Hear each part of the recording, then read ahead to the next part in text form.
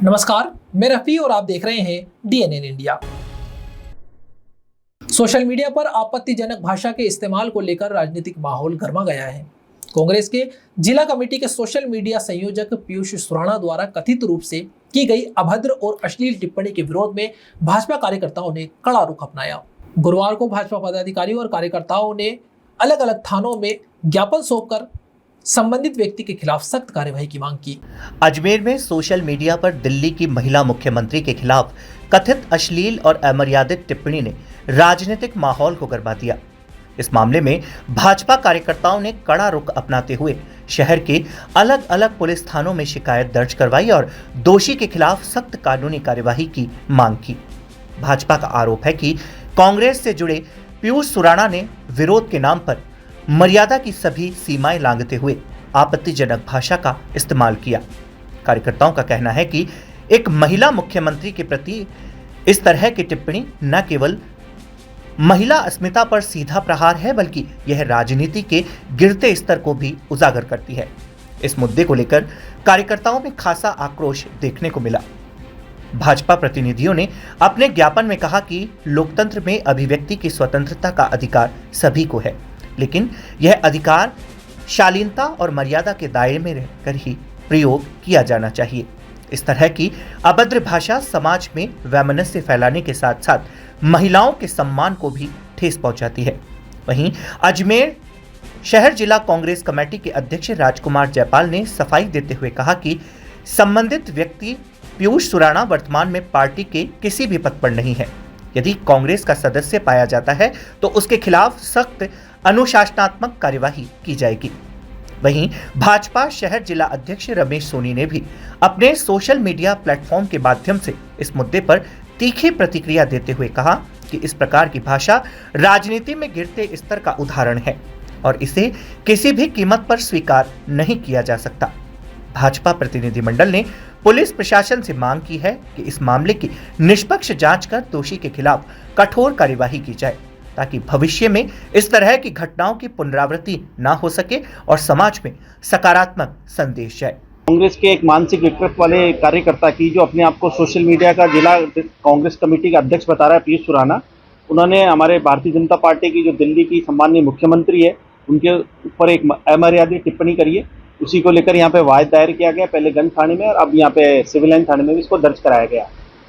जिस देश में संस्कृति नारी तु नारायणी को नारी को सम्मान देने की है और वर्तमान परिप्रेक्ष्य में जिस प्रकार से नारी को अधिकार देने की बात चल रही है, उसी समय उस पार्टी की जिसकी अध्यक्षा ये कह रही हो, जिसकी जो बड़ी नेता है प्रियंका गांधी जी अगर ये कह रही कि लड़की हूँ लड़ सकती हूँ मगर मत विरोध में देते हैं महिला अधिकार के खिलाफ, उसी मानसिकता के तहत यहाँ पे जो इनके कांग्रेस कमेटी के जो अध्यक्ष हैं सोशल मीडिया के, उनका ये बयान आया है कि एक मुख्यमंत्री की गरिमा को ठेस पहुंचाई गई, इसलिए हमने आपत्ति दर्ज कराते हुए उनके कठोर कार्रवाई करें, इसके लिए मांग की गई। कौन है?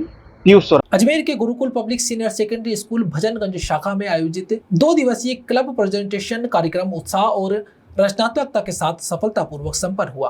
कार्यक्रम में प्राइमरी से लेकर सेकेंडरी वर्ग तक के विद्यार्थियों ने बढ़ चढ़कर भाग लेते हुए अपनी प्रतिभा का शानदार प्रदर्शन किया। अजमेर के Gurukul public senior secondary school Bhajanganj शाखा में आयोजित 2 दिवसीय क्लब प्रेजेंटेशन कार्यक्रम उत्साह और रचनात्मकता के साथ सफलतापूर्वक संपन्न हुआ। कार्यक्रम में प्राइमरी से लेकर सेकेंडरी वर्ग तक के विद्यार्थियों ने बढ़ चढ़ कर भाग लेते हुए अपनी प्रतिभा का शानदार प्रदर्शन किया। प्रथम दिवस पर कक्षा 1 से 5 तक के विद्यार्थियों ने हिंदी, गणित, इंग्लिश, ईवीएस और मॉरल क्लब के अंतर्गत विभिन्न विषयों पर आकर्षक प्रस्तुतियां दी। वहीं द्वितीय दिवस पर कक्षा 6 से 9 तक के विद्यार्थियों ने साइंस, सोशल साइंस, इंग्लिश और वैदिक संस्कृति से जुड़े गंभीर एवं ज्ञानवर्धक विषयों पर प्रभावशाली प्रदर्शन किया। कार्यक्रम के दौरान अभिभावकों की विशेष उपस्थिति रही, जिन्होंने विद्यार्थियों के आत्मविश्वास और रचनात्मकता की सराहना की। समापन के अवसर पर विद्यालय की निर्देशिका रितिका शास्त्री ने क्लब गतिविधियों के महत्व को रेखांकित करते हुए इसे विद्यार्थियों के सर्वांगीण विकास की दिशा में अहम कदम बताया। राजस्थान के शाहपुरा शहर में 9 मई को जश्न फैजान ओलिया और इज्जत-ए-माई शादी का भव्य कार्यक्रम आयोजित किया जाएगा। हजरत शाह मोहम्मद हुसैन खिदमत कमेटी के तत्वावधान में हर वर्ष यह आयोजन किया जाता है। जिसमें बड़ी संख्या में अकीदतमंद शामिल होते हैं। राजस्थान के शाहपुरा शहर में 9 मई को जश्न फैजान ओलिया और इज्तिमाई शादी का भव्य कार्यक्रम आयोजित किया जाएगा। हजरत शाह मोहम्मद हुसैन खिदमात कमेटी के तत्वावधान में हर वर्ष यह आयोजन किया जाता है, जिसमें बड़ी संख्या में अकीदतमंद शामिल होते हैं। कमेटी के सरपरस्त एवं ग्रीन जामा मस्जिद के इमाम मौलाना मोहम्मद सिराज अहमद ने बताया कि 9 मई को नमाज जोहर के बाद हजरत हुसैन बाबा की दरगाह पर उर्स की चादरपोशी की जाएगी। इसके साथ ही विशेष महफिल का आयोजन होगा, जिसमें इलाहाबाद से खुसूसी मुकर्रिर मौलाना शोहेब रजा और नात ख्वां मोहम्मद वसीम अपनी पेशकश देंगे। कार्यक्रम के तहत 9 मई को असर की नमाज के बाद इज्तिमाई निकाह संपन्न कराया जाएगा, जिसमें कई जोड़ों का एक साथ निकाह कराया जाएगा। वहीं ईशा की नमाज के बाद महफिल नात का आयोजन किया जाएगा, जिसमें देश भर से आए नात ख्वां अपनी आवाज़ से माहौल को रूहानी बनाएंगे। खिदमात कमेटी द्वारा इज्तिमाई शादी में शामिल होने वाले सभी जोड़ों के निकाह से जुड़े खर्चों का वहन किया जाएगा। दूल्हा दुल्हन के मेहमानों और बारातियों के साथ साथ स्थानीय लोगों के लिए भी भोजन की विशेष व्यवस्था की गई है। इसके अलावा नवविवाहित जोड़ों को घरेलू उपयोग का सामान भी उपहार स्वरूप प्रदान किया जाएगा। इज्तिमाई निकाह एक ही पंडाल में शहर काजी और अन्य इमामों की मौजूदगी में संपन्न कराया जाएगा, जहां शरीयत के अनुसार निकाह के सभी फराइज अदा किए जाएंगे। कार्यक्रम की सफलता के लिए हजरत शाह मोहम्मद हुसैन रहमतुल्लाह अलैहि उर्फ पीपली वाले बाबा कमेटी के प्रतिनिधि मंडल ने अजमेर शरीफ दरगाह पहुंचकर विशेष दुआ मांगी। कमेटी की उम्मीद है कि इस बार भी आयोजन में बड़ी संख्या में लोग शामिल होकर कार्यक्रम को सफल बनाएंगे। हर साल हजरत हुसैनी सरकार रहमतुल्लाह अलैह उर्फ पीपली वाले बाबा साहब रहमतुल्लाह अलैह के आस्थाने पर कई सालों से यहाँ पर एक लंगर आम का प्रोग्राम और महफिल मिलाद का प्रोग्राम होता चला रहा है, लेकिन कमेटी ने यह तय किया करीब 4 साल से कि उसी लंगर आम के दरमियान एक इज्तिमाई शादी का प्रोग्राम रखा जाए और बहमद ताला निशुल्क फ़ी सबीलिल्लाह ये प्रोग्राम 4 या 5 साल से चला आ रहा है। जनाब सैयद शराफत साहब की सदारत, मौलाना मुमताज़ साहब और मौलाना सिराज की सदारत में ये प्रोग्राम मुनक़िद होता है और कमेटी के रुकन जनाब हाजी सिद्दीक़ साहब पार्षद साहब और सेक्रेटरी अमीन साहब और खजांची हाजी रमज़ान साहब रंगरेज़ और नायब खजांची लाल मोहम्मद रंगरेज़ व दीगर अरकान कमेटी बहमद ताला बाद नमाज ज़ोहर सिलावटान मस्जिद से चादर शरीफ रवाना होकर के सदर बाज़ार से होते हुए आस्थाना आलिया पर बाद नमाज असर पेश की जाती है और बाद नमाज असर निकाह का प्रोग्राम फ़ौरन शुरू हो जाता है और बहमद ताला इस साल 11 जोड़ों का निकाह हो रहा है और बाद नमाज इशा महफिल मिलाद का प्रोग्राम होता है, जिसमें हज़रत अल्लामा मौलाना शुएब रज़ा साहब इलाहाबाद उत्तर प्रदेश से तशरीफ़ ला रहे, जिनका नूरानी बयान होगा और बेहतरीन नात व मनक़बत के लिए जनाब वसीम साहब बेखुद भीलवाड़ा राजस्थान से तशरीफ़ ला रहे, जो बेहतरीन नात व मनक़बत बयान करेंगे और मकामी उलमा इकराम रहमतुल्लाह ताला रहेंगे।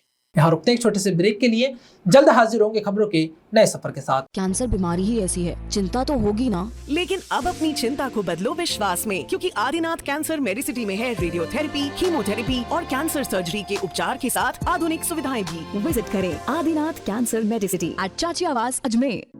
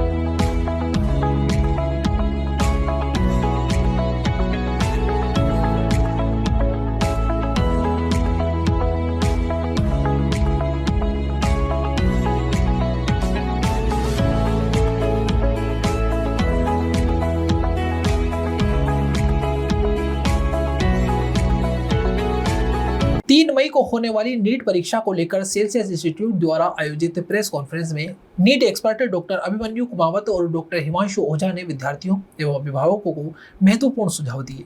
उन्होंने परीक्षा के दौरान बेहतर प्रदर्शन के लिए सही रणनीति, समय प्रबंधन और मानसिक संतुलन को बेहद जरूरी बताया। 3 मई 2026 को होने वाली नीट परीक्षा को लेकर सेल्सियस इंस्टीट्यूट द्वारा आयोजित प्रेस कॉन्फ्रेंस में नीट एक्सपर्ट्स डॉक्टर अभिमन्यु कुमावत और डॉक्टर हिमांशु ओझा ने विद्यार्थियों व अभिभावकों को महत्वपूर्ण सुझाव दिए।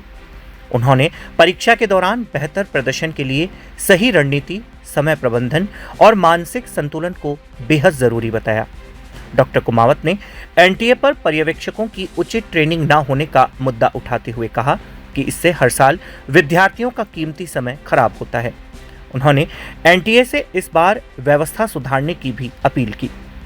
विशेष सुझावों में परीक्षा से पहले पर्याप्त नींद लेना, समय पर सेंटर पहुंचना, ड्रेस कोड का पालन करना और एडमिट कार्ड सहित जरूरी दस्तावेज तैयार रखना शामिल रहा।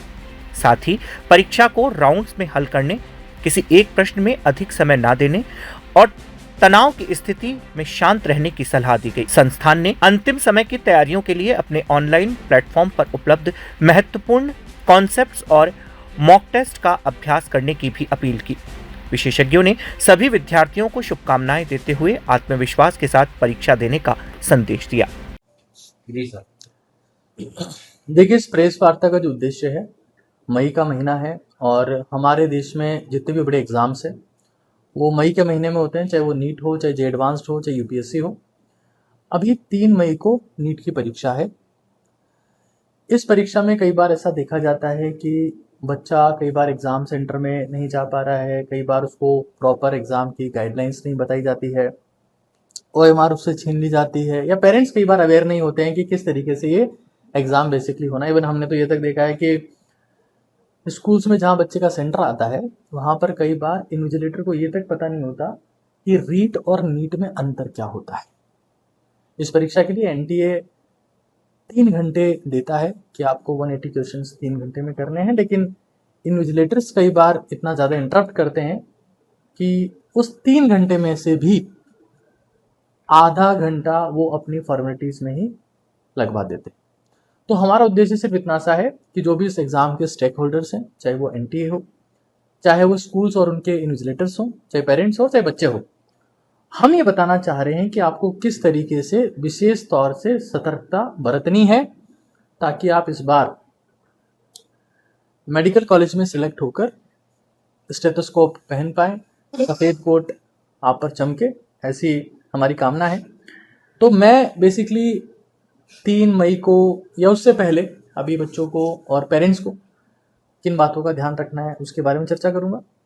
और डॉक्टर हिमांशु ओझा सर हैं, इज एक्सपर्ट काउंसलर, सर बात करेंगे कि क्या क्या प्रोटोकॉल्स होते हैं इस परीक्षा के, एनटीए ने क्या क्या निर्धारण किया हुआ है और स्कूल्स और बच्चों को किस तरीके से उन प्रोटोकॉल्स का ध्यान रखना होता है ताकि वो परीक्षा में अपना 100% दे पाए।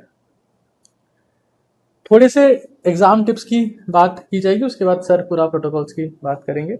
देखिए जो नीट की परीक्षा है वो 2 चीज़ डिमांड करती है, एक होता है स्पीड और एक होता है एक्यूरेसी, क्योंकि मेडिकल प्रोफेशन भी इसी की डिमांड करता है, स्पीड और एक्यूरेसी। भारत में पेशेंट्स का नंबर बहुत ज़्यादा है और आपको बहुत परफेक्टली डायग्नोज करना होता है, क्योंकि आपका एक मिस डायग्नोसिस एक जान ले सकता है।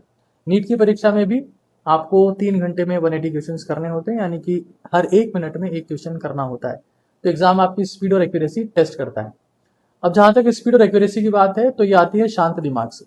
अगर आप शांत हैं तभी आपसे गलती नहीं होगी, अगर आप अशांत हैं तो आप बहुत सारी गलतियाँ करेंगे। जैसे एक लट्टू होता है जिसको हम रस्सी से घुमाते हैं, तो बहुत तेजी से घूम रहा होता है तो लगता है कि बहुत स्थिर है, लेकिन जब वो गिरने वाला होता है तो वो हिलने लगता है। बिल्कुल ऐसा ही आपके साथ में भी होगा।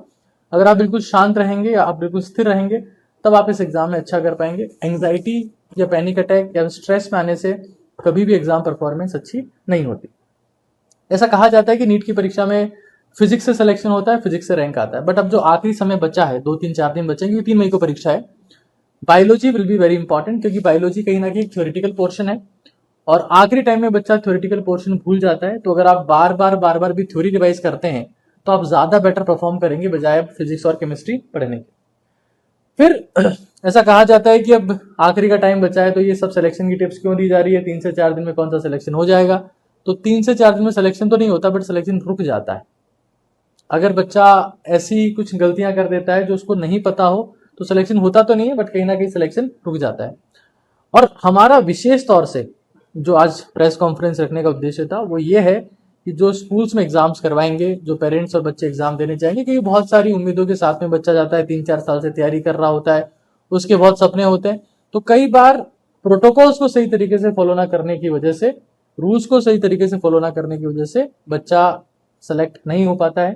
कई बार उससे OMR छीन ली जाती है, कई बार वहां पर प्रॉपर बंदोबस्त नहीं है, कई बार पेपर के बीच में उसको 10 से 12 बार इंटरप्ट किया जाता है। तो इन सब चीजों के लिए हमारे साथ में डॉक्टर हिमांशु ओझा सर हैं। सर स्टूडेंट्स को काउंसलिंग के रिगार्डिंग गाइड करते हैं और भारत के 3 लाख से ज्यादा स्टूडेंट्स डेडिकेटेडली इनको सिर्फ नीट काउंसलिंग के लिए ही फॉलो करते हैं। चैनल का नाम है कॉलेज काका। इसके अलावा ये सभी नीट काका जी की और सर्विसेज के साथ में एसोसिएटेड हैं। कॉलेज काका उस पे एक वीडियो अपलोड किया था जिसमें हमने एक सच्चाई दिखाई थी कि किस तरह से इन्विजिलेटर्स नीट के दिन बच्चों का समय बर्बाद करते हैं। उस वीडियो को अब तक 50,000 से ज्यादा बच्चे देख चुके हैं पिछले 3 दिन में, और उन सभी का ये समर्थन रहा कि हाँ बिल्कुल ऐसा ही हमारे साथ लास्ट ईयर या उससे पिछले साल हुआ है। कई बच्चे 2-2, 3-3 साल से ड्रॉप दे रहे होते हैं, तो उन्होंने बताया कि ऐसा ही हुआ है। अब वही हम चाहते हैं कि मीडिया के आपके माध्यम से हम निवेदन करना चाहते हैं, एनटीए को बताना चाहते हैं कि वो इस बार ऐसी गलती ना करें और अपने जितने भी पर्यवेक्षक है, जिनको हम इन्विजिलेटर्स कहते हैं, उन्हें प्रॉपर ट्रेनिंग दे, उनको समझाएं कि क्या करना है जिससे बच्चों का समय और उस समय जो बहुत जरूरी है उनके 3 घंटे वो खराब ना हो। तो शुरुआत में यहीं से करूंगा। सबसे पहले क्या होता है वहां पर, तो एक नीट के एग्जाम हॉल में बहुत सारी फॉर्मेलिटीज नीट के पेपर में होती है जो कि बाकी कॉम्पिटिटिव एग्जाम्स में उनको देखने को नहीं मिलती। सबसे पहले उनसे जाकर के जो OMR है उसको चेक करवाया जाता है। उसमें एक जगह थंब इंप्रेशन है वो भी लिया जाएगा, लेफ्ट हैंड के थंब का इंप्रेशन लिया जाता है, वहीं पर ही साइन सामने करवाए जाते हैं। उसके बाद में एक एडमिट कार्ड में भी 2-3 जगह पे साइन है, वो साइन पर्यवेक्षक अपने सामने करवाते हैं। क्वेश्चन पेपर पे भी साइन करवाए जाते हैं और खुद भी साइन करते हैं। फिर जाकर के उनकी एक अटेंडेंस शीट होती है, उसे ला करके दिया जाता है। उस अटेंडेंस शीट में एक पासपोर्ट साइज फोटोग्राफ लगाई जाती है, उसमें भी साइन करवाया जाता है।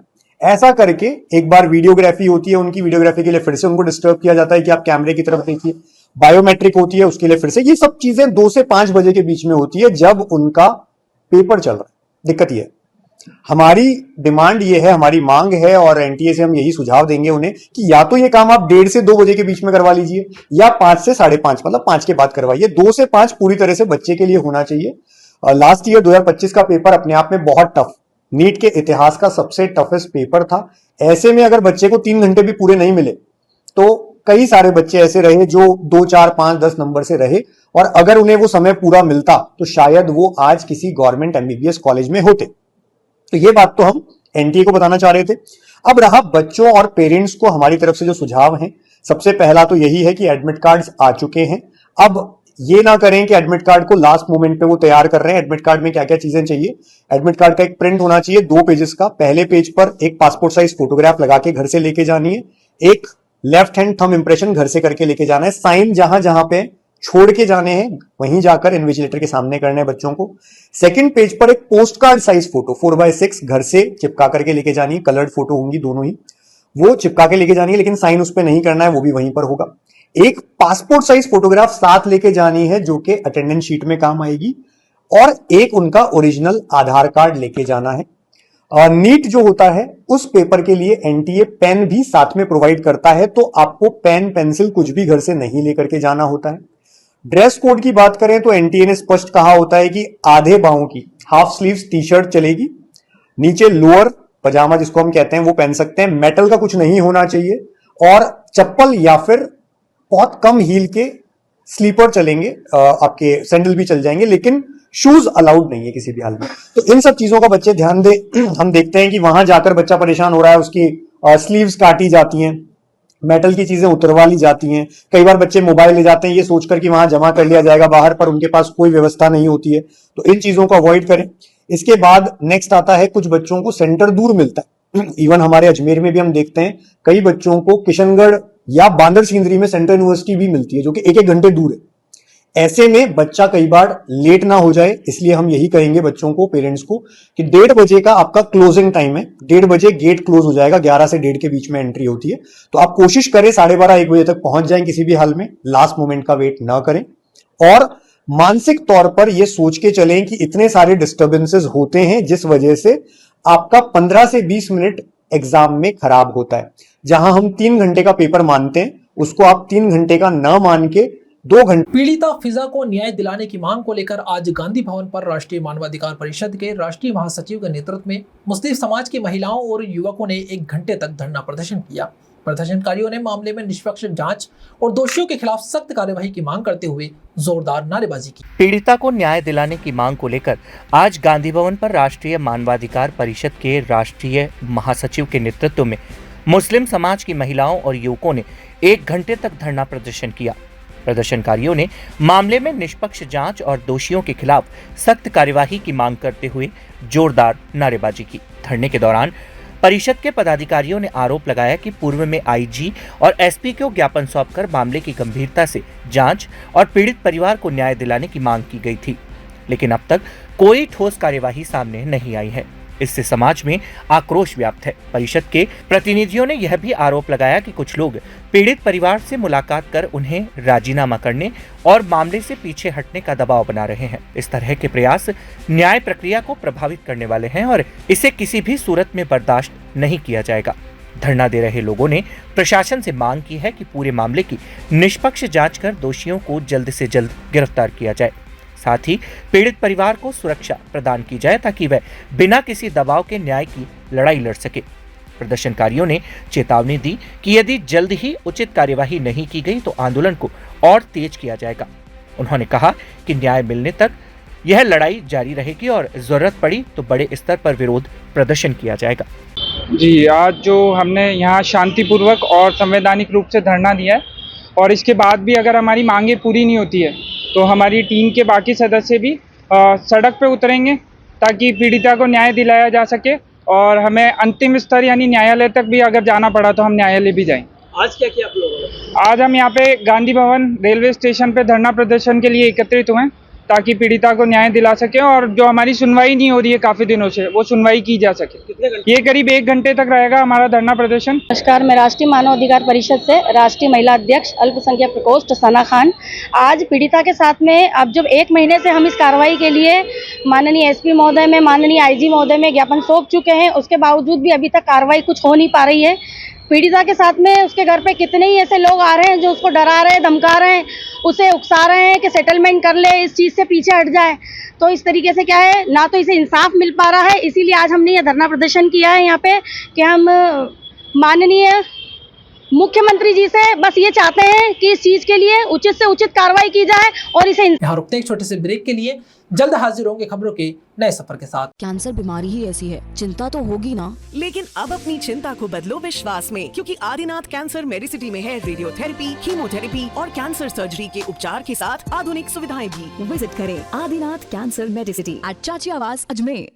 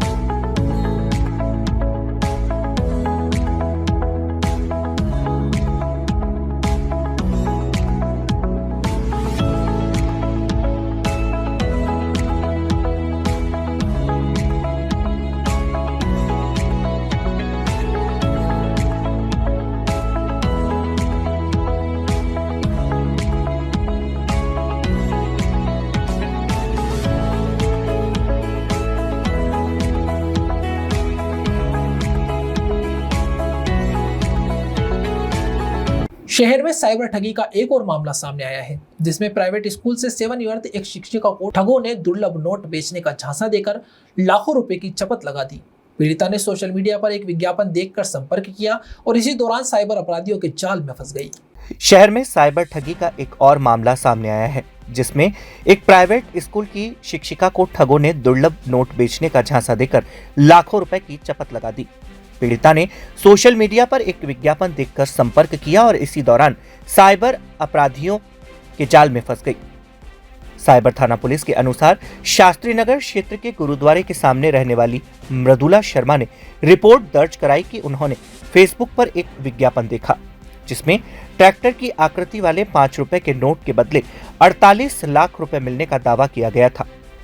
उनके पास भी ऐसा ही एक नोट होने के कारण उन्होंने विज्ञापन में दिए गए नंबर पर संपर्क किया। शुरुआत में ठगों ने नोट की फोटो मंगवाई और फिर प्रोसेसिंग फीस के नाम पर 520 रुपए जमा करवाए। इसके बाद लगातार अलग अलग बहानों से रकम मांगी जाती रही। जीएसटी, वाहन शुल्क, खाने पीने और अन्य खर्चों के नाम पर पीड़िता से कुल 3,66,000 रुपए विभिन्न खातों में ट्रांसफर करवा लिए गए। साइबर थाने की डीएसपी शमशेर खान ने बताया कि पीड़िता की शिकायत पर मामला दर्ज कर लिया है। जांच की जिम्मेदारी हेड कांस्टेबल महिपाल सिंह चारण को सौंपी गई है। पुलिस आरोपियों के बैंक खातों और मोबाइल नंबरों की जांच कर रही है। पुलिस ने आमजन से अपील की है कि सोशल मीडिया पर इस प्रकार के लालच भरे विज्ञापनों से सतर्क रहे। किसी भी अनजान व्यक्ति को पैसे ट्रांसफर करने से पहले पूरी जांच पड़ताल करें, ताकि इस तरह की साइबर ठगी से बचा जा सके।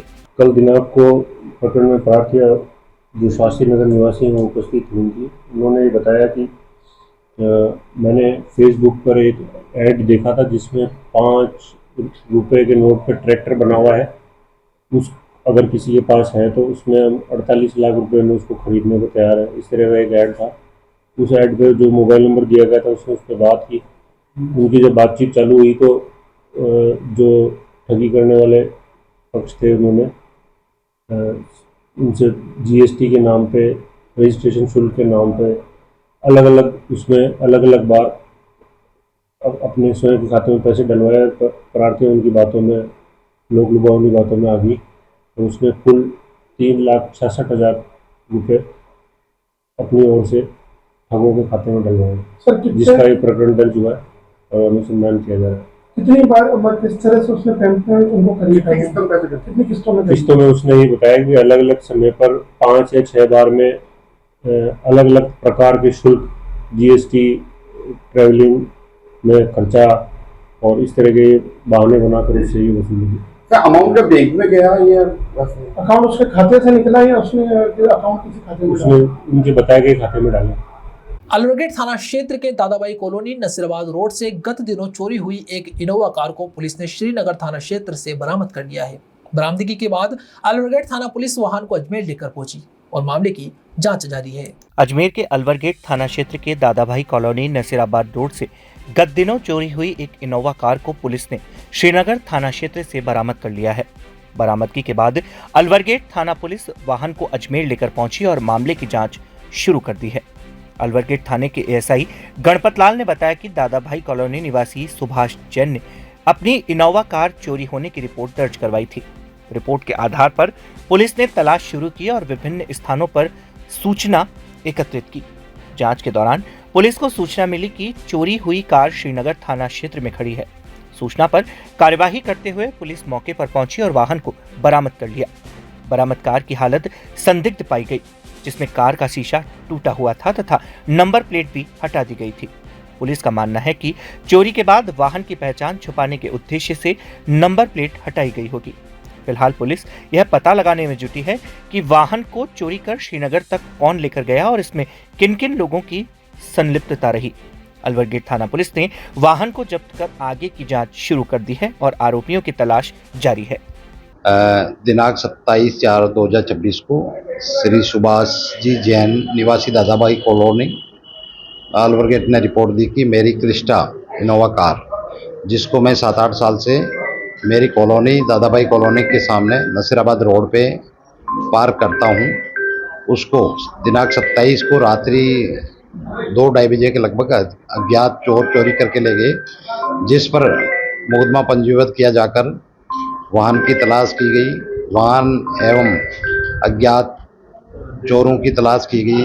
मुखबिर मामूर किए गए, अलग अलग जगह सीसीटीवी कैमरे चेक किए गए और तलाश की गई। दौरान तलाश कल दिनांक 29/4/2026 को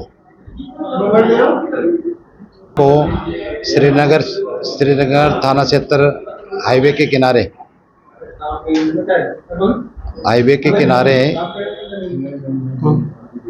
इनोवा क्रिस्टा गाड़ी मिली है, जिसको बरामद किया गया है और अज्ञात चोरों की तलाश की जा रही है।